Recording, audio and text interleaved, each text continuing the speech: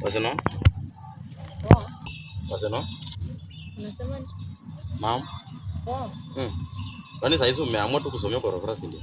Na nasoma kwani umeona nafanya nini? Ni laana. Laana gani?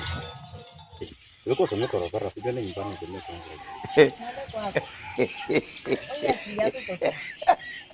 Kwani umefanya aje?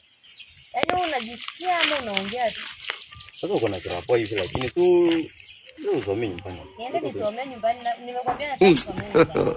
God have mercy upon us. Mbona? Naona tu hapa ndio kabisa. Hapa. Wewe vichaka hii? Wala hii. Wewe wacha ukala.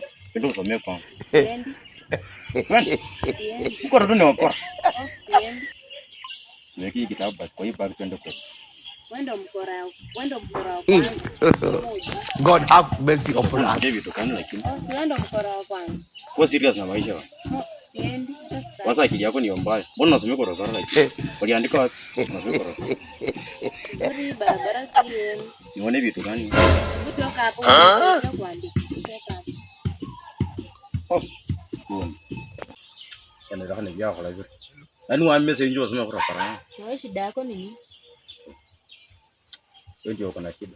Ona kwanza vile umevaa sijui uliomba hii nguo ama sijui. God have mercy upon us. Ina kati ya wamama. Sasa kwako kuna kaaje? Kuna kaaje tu yani imagine hata siwezi imagine. Hebu toka hapo uende. Toka hapo uende. Yaani njia ndio hii ni kubwa tu kitu. Kile nikamwambia kile yenyewe. Enda.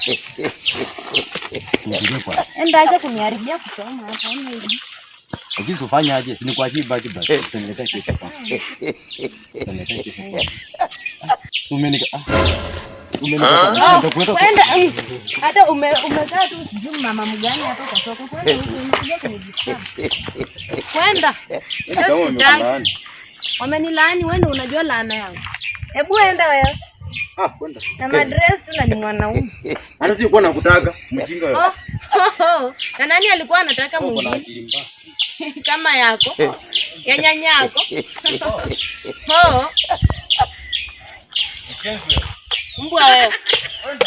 Mbuzi. Asurudi uone ndakufunza.